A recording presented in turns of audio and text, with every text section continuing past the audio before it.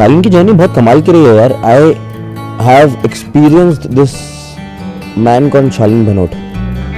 You know, I have experienced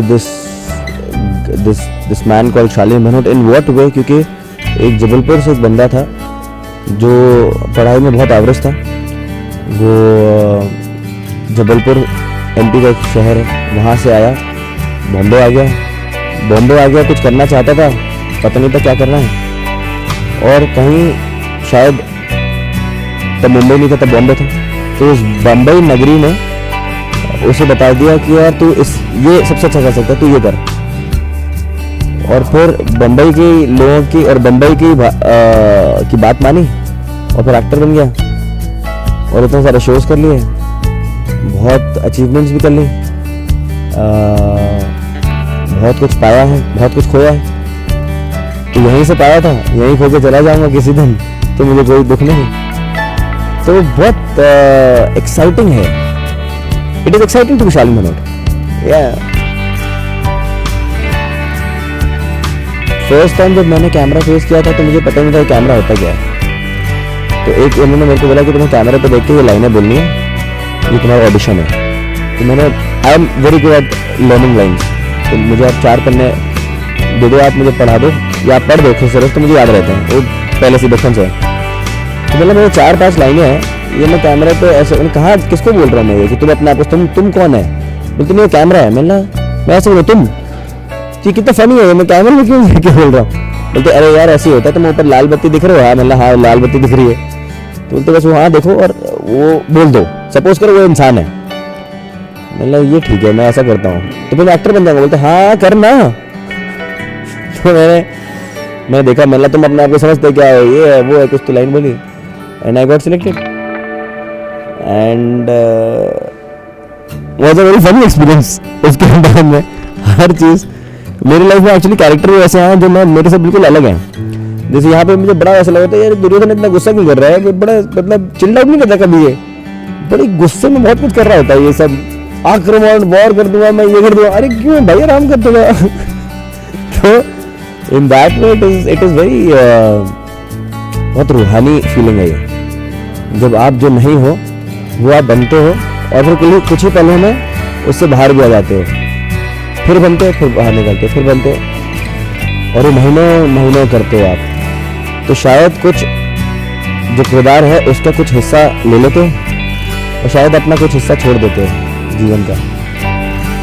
तो that experience is very रूहानी.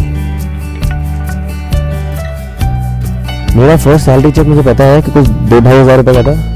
मेरे लिए सबसे ज़्यादा, मतलब मैं अमीर आदमी बन गया था उस दिन. कुछ 3 हज़ार का कुछ होगा.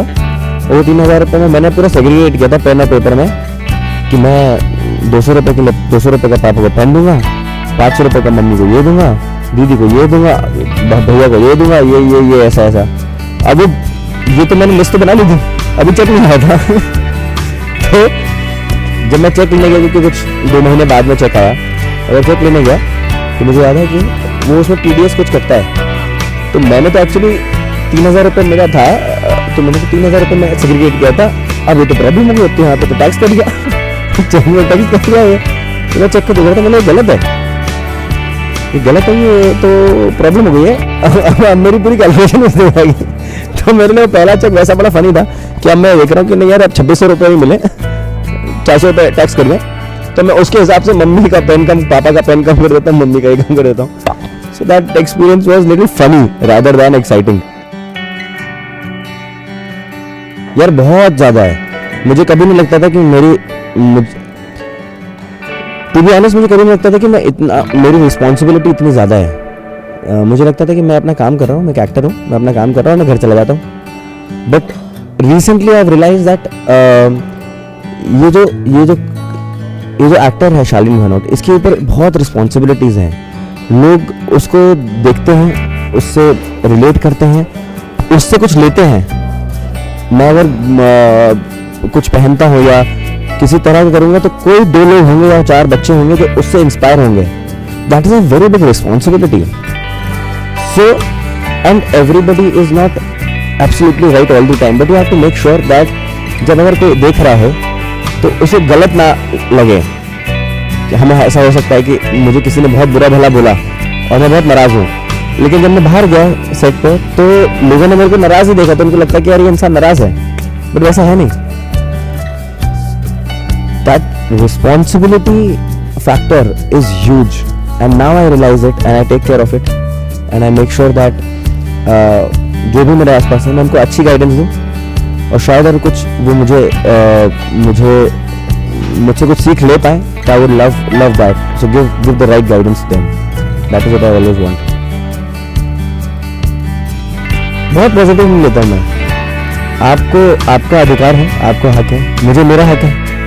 आपको बोलने का हक है, मेरा चुप रहने का हक है. तो मैं तो नहीं कहता और मैं किसी का परसेप्शन नहीं हो सकता. इनफैक्ट हमारे शो की भी यही एक रीजनिंग है शो को बनाने की कि सब लोग ने एक साइड देखा है, पांडवों का साइड देखा है कि यार सब कौरव गलत थे, पांडव बड़ा अच्छे थे, लेकिन एक्चुअली ऐसा था नहीं. सबका पॉइंट ऑफ व्यू होता है.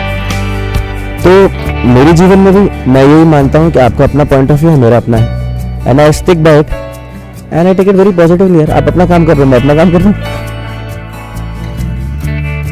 यार इफ नॉट एन एक्टर मैं सिर्फ बिजनेसमैन होता. आज मैं एक एक्टर के साथ में बिजनेसमैन हूँ, मैं तब सिर्फ बिजनेसमैन होता, but I would have been a very successful businessman. आज से 10 साल बाद में मैं अपने आईने में देखता हूँ अपने आप को, और मैं पूरे जीवन भर अपने आईने में ही अपने आप को देखूंगा. No money, no growth, no achievements can take away Shaleen Dhanot from me. See yourself whenever you want to, look into the mirror every evening and tell yourself, come back. So where you went, so you should come back the same way, be the same person.